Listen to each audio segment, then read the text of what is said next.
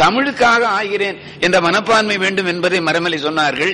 இன்னும் சொன்னால் பரிசுக்காக பட்டம் பெறுவ எனக்கு கேட்டா நான் சொல்றேன்னு வருத்தப்படக்கூடாது. 10 லட்சம் பரிசு கிடைச்சா நல்லதுதான், 5 லட்சம் கிடைச்சா நல்லதுதான். ஆனா இதையெல்லாம் விட ஆளுக்கு 25,000 30,000 சம்பளத்தை கொடுத்து உனக்கு இந்த வேலையை பாரு இந்த வேலையை பாருன்னு கொடுத்தால் அது ரொம்ப பொருத்தம்னு நினைக்கிறேன். அதாவது இது லாட்டரி சீட்டு விழுகிற மாதிரி இருக்கு. பல பேர் நினைக்கிறாங்க எனக்கு விழுகலேங்கிறாங்க, குலுக்கி போட்டதுல விழுகல, அதுதான் வம்பா போச்சு. அதனால அதை விட முக்கியம், அது மறைமலை சொன்ன ரொம்ப பொருத்தம். பட்டம் அல்ல முக்கியம், பரிசு அல்ல முக்கியம், நம்மை நாமே கரைத்துக் கொள்வது என்று வர வேண்டும். அருளி 1000 பக்கம் எழுதுறார். எதை பற்றியும் கவலைப்படாமல் ஒருவர் எழுதுகிறார்கள் என்பதுதான் முக்கியமே தவிர எமனோ பரவுக்கு நம்ம என்ன பண்ணணும், கால்டுவலுக்கு நம்ம என்ன பண்ணணும், ஒரு சிலை எழுப்பி அதுல ஏதாவது காக்கா வந்து உட்காருது, வேற எந்த விதமான ஒரு நன்மை நாம் செய்ததா தெரியல. ஆல்பர்ட் ஸ்வைட்சருக்கு நம்ம என்ன செய்தோம், தமிழை பற்றி அவர் எழுதிய திருக்குறளை பற்றி எழுதியிருப்பதை படிக்கும் பொழுது நான் எனக்கு அந்த உணர்வு வரவில்லையே என்று உணர்கிறேன். அதனாலே பட்டம் தான் முக்கியம் என்பதல்ல என்ற அந்த கருத்தை நான் மிகவும் அதாவது அந்த கருத்தை வலியுறுத்துகிறேன்.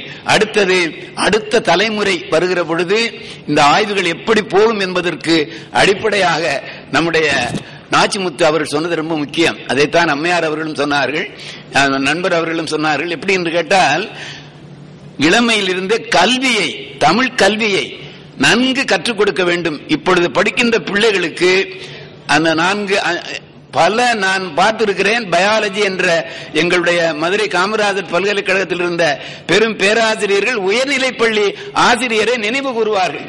அவரிடம் படித்ததால் எனக்கு இந்த இது வந்தது என்று சொல்வார்கள். அந்த அளவு ஒரு நம்மை இழந்து நம்மை கரைத்து கொண்டு, அதாவது அந்த ஈடுபாட்டோடு கற்பிக்கின்ற அந்த கல்வி முறையில சீர்திருத்தம் வேண்டும் என்பதை அந்த மிகச் சிறந்த முறையில் நம்முடைய நாச்சிமுத்து அவர்களும் சொன்னார்கள், சண்முகம் அவர்களும் சொன்னார்கள். அடுத்ததாக இந்த மருத்துவம் பொறியியல் போன்றவற்றில் ஓரளவேனும் அவர்களுக்கு தமிழ் அறிவும் வேண்டும். ஏன்னா தமிழர்களுக்கு தானே நோய் தீர்க்க பார்க்கிறார்கள். அதனால செவிலியர்கள் கூட தமிழிலே படிக்க வேண்டும் என்ற அந்த கருத்தும் ஏற்றுக்கொள்ளக்கூடியது. இன்னொரு செய்தி முக்கியமானது, பல மொழி அறிவு நமக்கு வேண்டும்.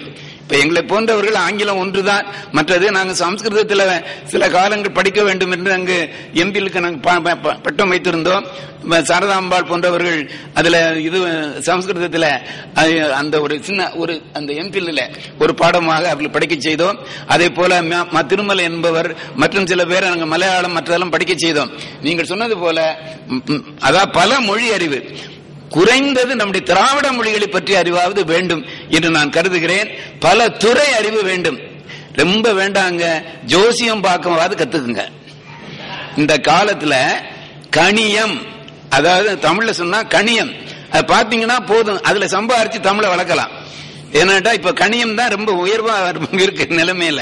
அடுத்ததான் பல துறை அறிவு வேண்டும் என்பது.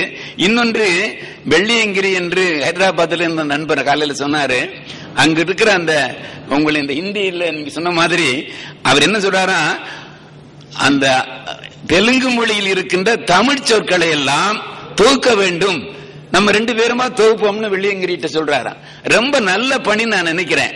தெலுங்கு மொழியில் வழங்குகிற தமிழ் சொற்கள் திரிவா இருந்தா நீ சொல்லு, நம்ம 2 பேருமா சேர்ந்து பண்ணுவோம். வெள்ளியங்கிரி என்பவர் வந்திருக்கிறார், பேராசிரியர், அவர் ஹைதராபாத்ல இருக்கிறாரு.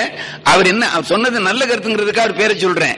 ஏனென்றால் தெலுங்கு மொழியில் வழங்குகிற தமிழ் சொற்களஞ்சியம், கன்னட மொழியில் வழங்குகிற தமிழ் சொற்களஞ்சியம், மலையாள மொழியில் வழங்குகிற தமிழ் சொற்களஞ்சியம் மற்றும் அங்கிருக்கிற கலை நுட்பங்கள் பற்றிய அந்த கலை செல்வங்களை பற்றிய அச்சங்கூத்துங்கிற ஒரு கூத்தை பற்றி நான் இல்லஸ்ட்ரேட்டட் வீக்லி ஆஃப் இந்தியா என்பதில் நீண்ட நாளைக்கு முன்னால படித்தேன்.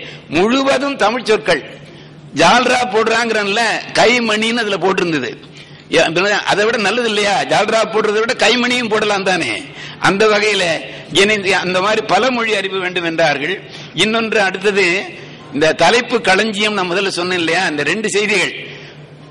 இந்த வழிகாட்டிகளாக இருக்கின்ற பேராசிரியர்களுக்கே நாம் வகுப்புகள், அதாவது இந்த புத்தொழிப்பு வகுப்புகள் நடத்த வேண்டும் என்று ஒன்று தோன்றுகிறது. அடுத்தது ஒரு குழுவாக அமைந்து எவ்வாறு ஆராயலாம் என்பதை ஒரு பெரிய ஒரு பட்டியலாக ஒரு கலை களஞ்சியமாக கொடுத்தால் மாணவர்களுக்கு பயன்படும். என்னுடைய தமிழியல் ஆய்வு என்று நாங்கள் தொகுத்து வெளியிட்டது பலருக்கு பயன்பட்டது.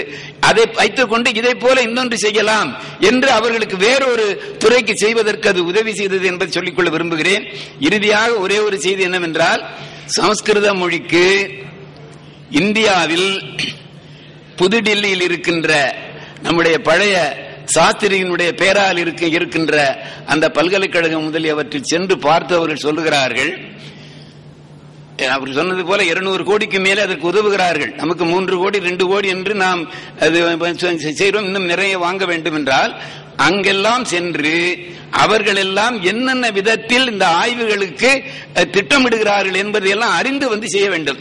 ஒன்று மட்டும் சொல்லுகிறேன், அங்கே MA இன் ரிக்வேதா, BA இன் சாமவேதா என்று ஒவ்வொரு துறைக்கும் டிபார்ட்மெண்ட் ஆஃப் சாமவேதா என்று ஒரு நூற்றுக்கணக்கான துறைகளாக போகிறார்களா. நம்முடைய நாட்டிலும் அப்படி ஏன் செய்யக்கூடாது என்பதை கூறிக்கொண்டு நேரம் கருதி உங்களிடமிருந்து நான் விடைபெற்றுக் கொள்கிறேன். உங்கள் கருத்துக்களை எல்லாம் தொகுத்து நம்முடைய மாண்புமிகு தமிழக முதல்வர்களுக்கு அனுப்புங்கள். அவர் ஆணையாக ஏற்றுக்கொள்வதாக சொல்லியிருப்பதனால் சிலவற்றையேனும் நிறைவேற்றுவார் என்று நம்புவோமாக. வணக்கம்.